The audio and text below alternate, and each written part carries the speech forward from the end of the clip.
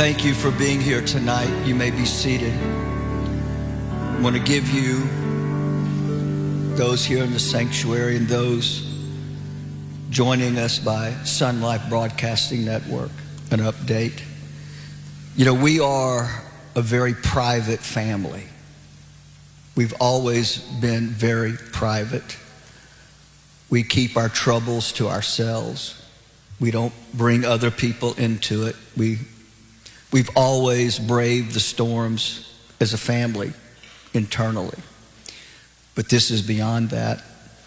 And I will be very open and transparent in the days to come so that everybody will know exactly what is going on. This morning at a little after 8, Gabe and I rushed into Mother's house. His dad had gone into cardiac arrest. He never regained consciousness. We both took turns giving him chest compressions until EMT could get there, and I've never seen so many people arrive at one time, and I want to thank them. But they were able to get a heartbeat back. Right now, he is in ICU, and without a miracle,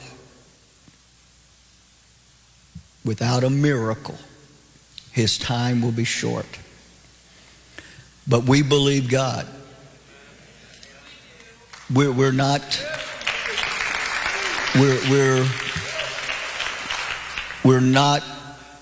giving up. We've already told the doctors we don't want to hear anything from them. We will make decisions in our own time. But we're going to give the Lord an opportunity to work. Gabriel and I met, as you can imagine, with the Share-a-thon starting tomorrow. We had to make some decisions between the two of us. And I shared with Gabe that this network was birthed by God. And it's my dad's vision. And we will carry that vision forward.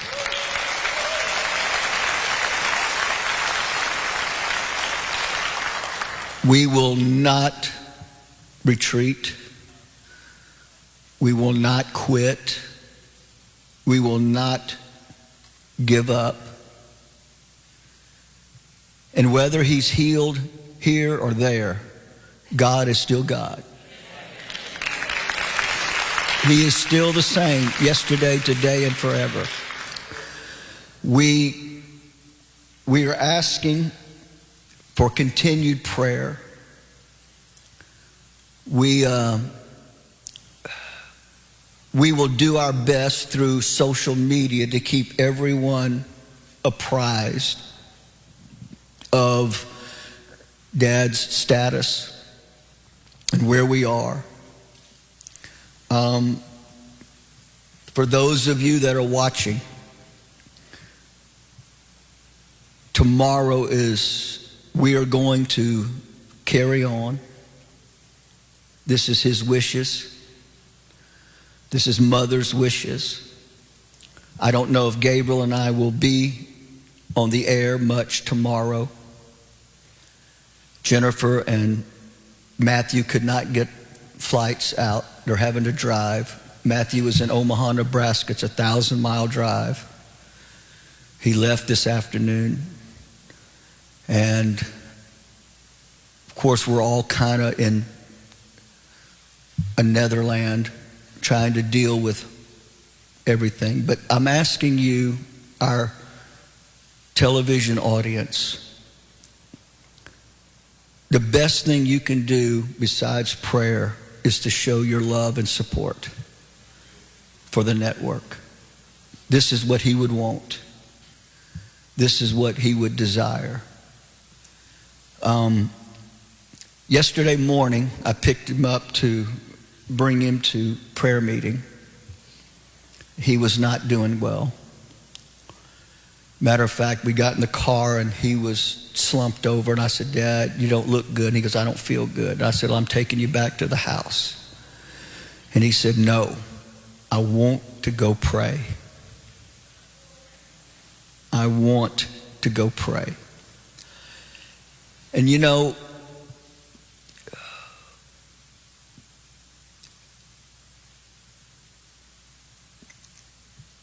those of you that are watching or don't live here, and you've never been able to attend our Saturday morning prayer meetings, without fail,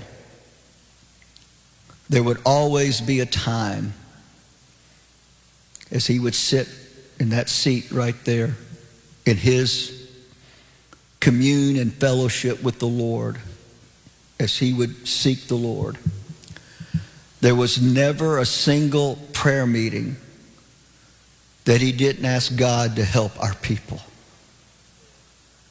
our home folk. God, whatever their needs are, meet those needs. Those that are sick, heal them.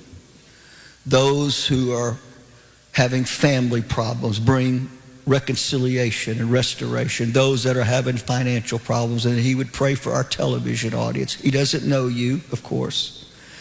And he would have no way of knowing what you as a family are facing. But without fail, he would call out the Lord to speak to y'all. Sometimes in the course of that week, Mother or someone would share an email that had come in with one of our viewers that was facing so many serious things.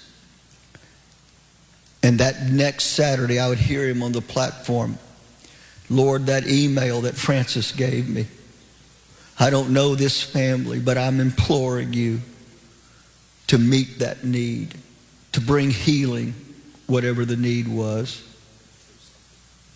And I'm saying that for this reason. As he has prayed for you,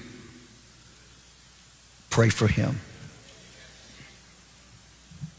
I want to read this. This came from Mom just a second ago. And she said that when Brian was singing, she put the phone up to his ear, and she said that tears were rolling down his face. He heard the music, and he hears what we say. As Dad said, I want to echo, and I'll turn it back to him in a second. As a family, our lives have been devoted to the work of God. And we need all of you to join us to pray and to seek God on our behalf. Because as Dad said just a second ago, we serve a big God. And we believe that God is able to do a miracle here tonight. And that's what we're asking for right now. I asked the Lord at the hospital. I said, Lord, bring him back and let him tell us what he saw in heaven. Let us hear what he felt and what he saw. But I know that when he got into that, and they got him in his bed in the ICU, and we were able to get in, and we gathered around him. And we began to tell him we were praying for him. His body shook. And I saw a tear form out of the corner of his eye, but then it stopped. But now to hear this, God, it doesn't matter what we're facing. God is bigger.